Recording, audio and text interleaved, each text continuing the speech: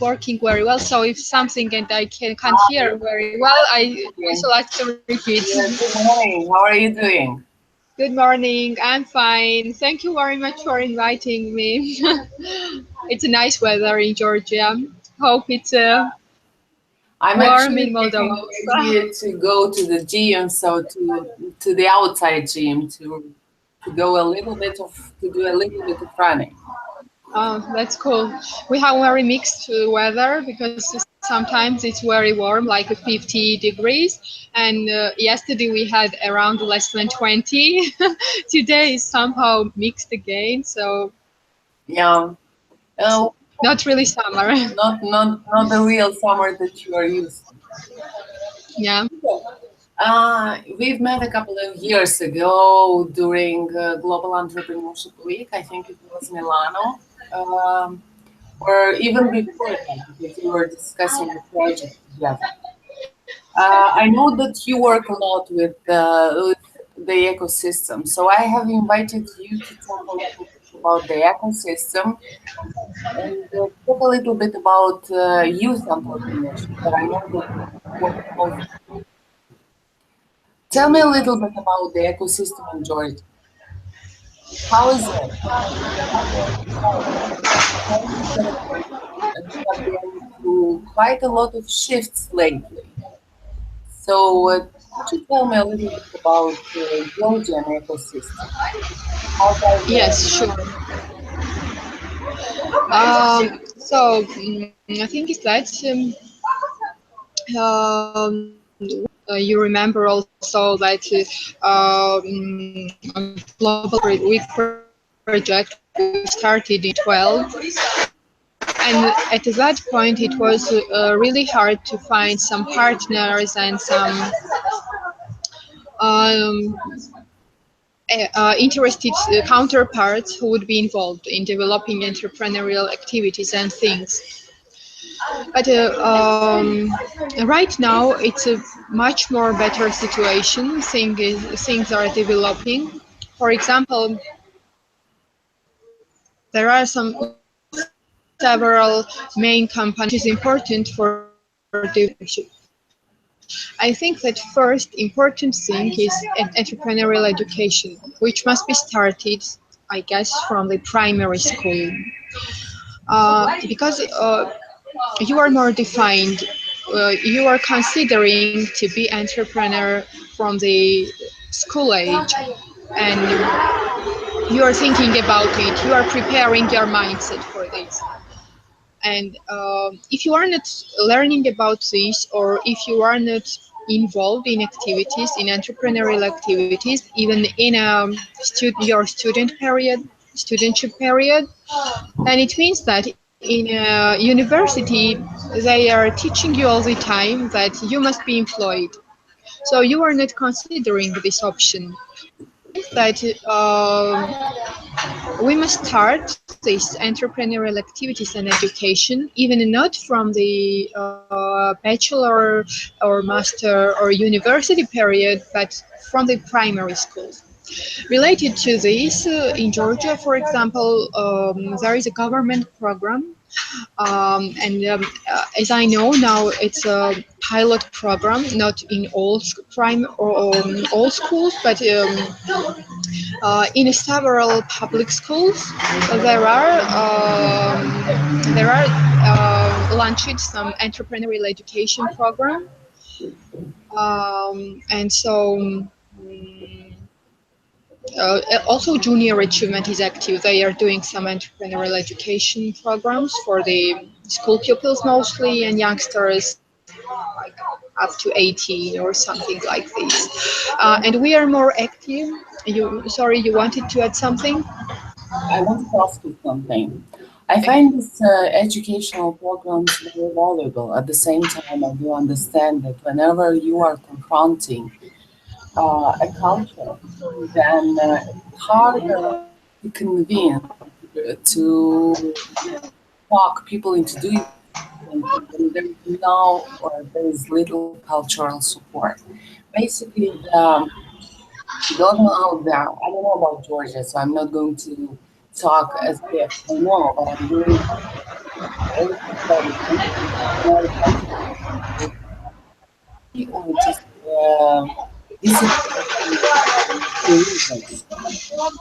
The idea is that in our culture, entrepreneurs are perceived as being as not being supported by society. They are more scrutinized than any other entities, like even employees or other like politicians. Entrepreneurs are more scrutinized and more like our country as not providing that value. So people have a little understanding of the value of entrepreneurship in the society. What is it?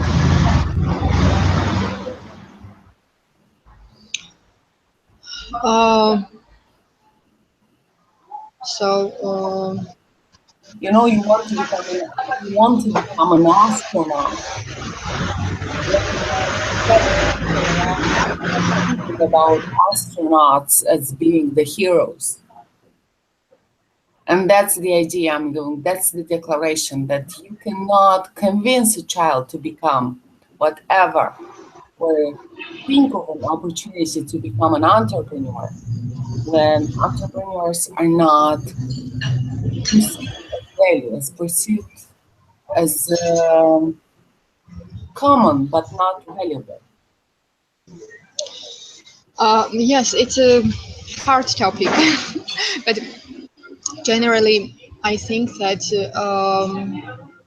we are not so very developed in this thing, and during these last 5 years or last several years, we were just trying to do a lot of activities and initiatives and things, and even government initiated some funding program which is active right now, but we have still very few best practices, and we very few examples of the real enterprises which were started through the startup program. And I think that we need some more time just not to speak about this and just not to discuss, but to do some real job and to have some real achievements and real examples of successful entrepreneurs. But what I wanted to say is that it must have some kind of process, and it must be started somewhere, and this must be a primary school, then a high school, university, and then and youngsters finally will have some motivation to continue everything this, but there must be opportunities also for this. And one of the main important thing is to generate revenue and to have some funding opportunities, which is really hard. Even it's hard in Europe and US, and especially in Eastern Europe and in Caucasus regions. Mhm. Yeah, it's rather is hard. I do understand that. Jeff Conwell, in his book, he says that four pillars of entrepreneurial culture would be having putting in the following: being authentic and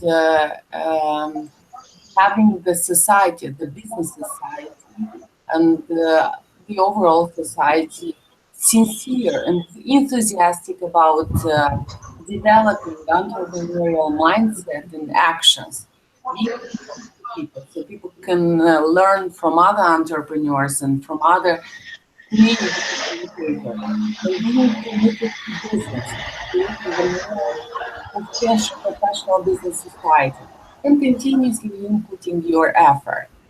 Like you, can you see that a bunch of entrepreneurs that are committed to improving the entrepreneurial culture in the society? Because you come from those that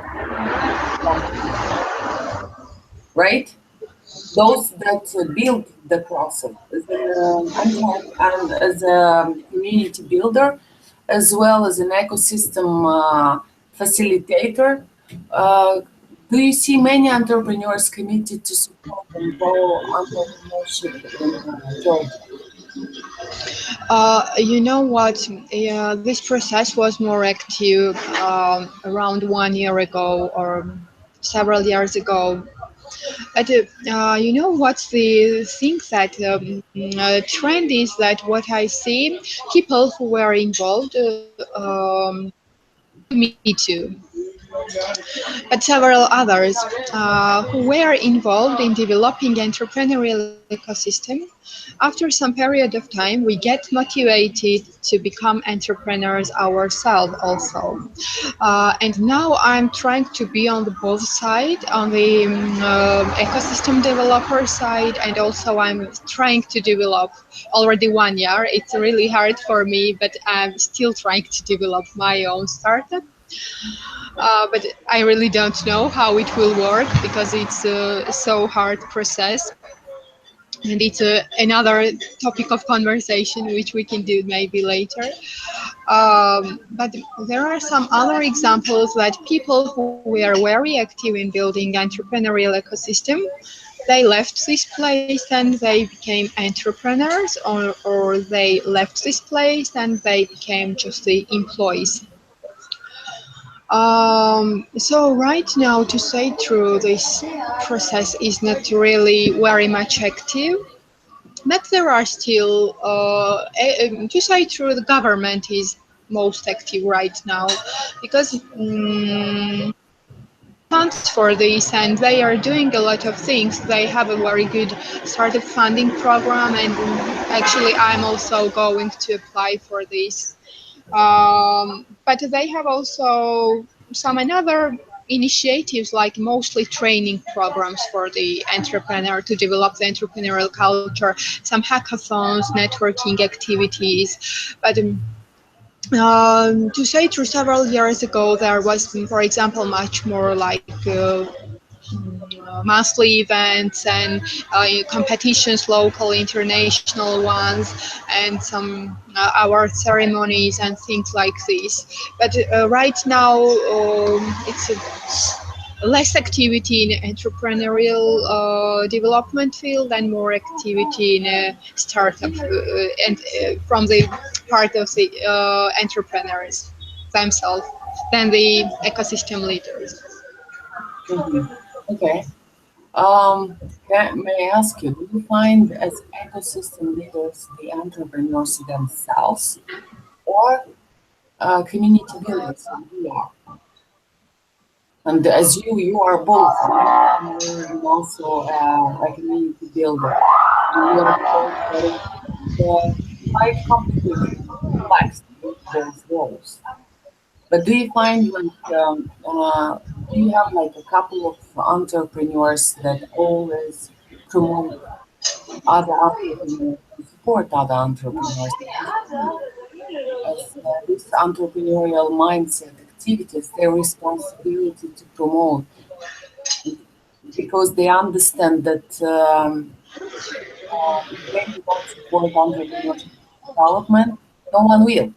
So they are so profoundly committed because if you ask me, I have a couple of names of entrepreneurs that participate in different activities and support different startups and different young people to think about entrepreneurship through, sorry, I'm losing my voice, presenting their expertise, but not only their expertise, volunteering to become a mentor to those who selected that are committed to becoming mentors. I can name a couple of people from Moldova. Can you find a couple of people from Georgia that would come to your mind and would say, look, this entrepreneur is like he has scaled his company and he's at that level, but he's doing with others to enter the entrepreneurial field Um, as men so as mentors. yeah. Yes, there are such kind of people. For example, it's also the government initiative, one of the government initiative, and they have initiated startup mentors network, and there are a lot of people registered. Among them, it's me also, who is registered there as a mentor. And I think is that the process is like this, so that you can find this web platform, and if you need a mentorship, you can select the biographies of these people, and with which one you want to match, you can apply, and they will respond, and you can get in touch. It works like this, and you can find quite top managers also there. For example, one of the leading banks, deputy director, and some another successful entrepreneurs also, and startuppers who achieved some kind of success, or who are the ecosystem builders, or from the both side. But as I mentioned, we are not very rich with this kind of initiatives and programs. Um, you know what? I think that maybe it's because less resources for ecosystem builders, and much more resources for the entrepreneurs themselves. And maybe that's why here more activities come to on the side of entrepreneurs. And this ecosystem builder side is partially to volunteering. And I know that in Europe, for example, it's in reverse. There is less startup initiatives, and much more ecosystem building initiatives, because it's quite much supporting financially, and there are a lot of grant opportunities for this. Maybe it depends on the local system and local process, but it's not really bad. There is much opportunities for the entrepreneurs themselves, because you know what happens, that even the ecosystem builders, they are becoming the social entrepreneurs. If you're ecosystem builder, then maybe you will not be like a usual entrepreneur, but you can do something like which will be social, and you can generate revenue, and take a grant for this, or some funding, or some there is some opportunities for related to social entrepreneurship. I do think, yeah, exactly what was my thought. I do think that it is very important to maintain very authentic entrepreneurial activities, where entrepreneurs are leading the environment, not leading the ecosystem, and not vice versa. The government. If the government is leading the ecosystem, we have a synthetic entrepreneurial. Basically, because we come from a Soviet background, people are waiting for problems to be solved.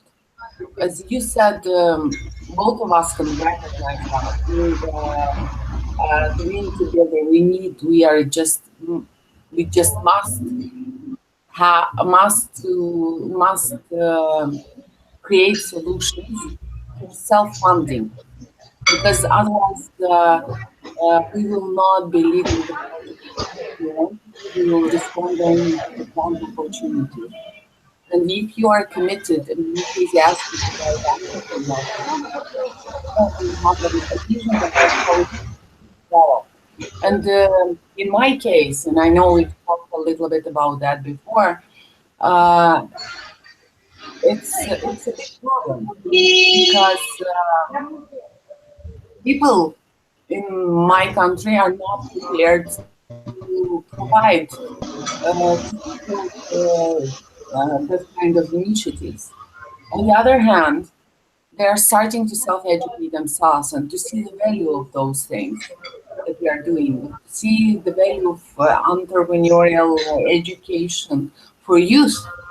And we'll talk a little bit more about what you are doing with regards to youth. It helps for developing community initiatives in because nobody's going to support you out there. And if you find a community of very enthusiastic entrepreneurs, it's really nice to be in that community because you get impacted with the attitude. And this is the most important thing according to me, being enthusiastic about entrepreneurship and resilience, having resilience. And we learn resilience from our peers. Yeah. So what Uh, peer-to-peer activities you run in the entrepreneurship association, entrepreneur association? yeah. So initially, what about our association? We changed profile several times. Uh, Initially, we were not a membership based organization, and we were just doing some different type of programs to support the entrepreneurs and youngsters and to promote the entrepreneurial culture. But later, we made a profile. We were oriented on the young entrepreneurs themselves, and we started to be the membership based, but membership was free for everyone, and we were just doing the things for the young entrepreneurs, and it didn't work again. And parallel, simultaneously, I was attending a lot of programs by the donors and international organizations who were teaching us how to manage association for the entrepreneurs. And one of the main recommendation was that you must not be just oriented on a grant or some sponsorship or some additional funding, and that you must have some services to sell and receive some amount from a membership and stuff. And then we found that young entrepreneurs are not the ones who will pay for these membership services because it's students or it's starters who need support and not able to pay something. Um, and so we again changed the profile and now started to work with freelancers, with startups, but established startup companies, and with the micro and small and medium-sized enterprises. And at this point, we established the paid membership system. But I suppose that until the end of the year, we still shall work on invitation.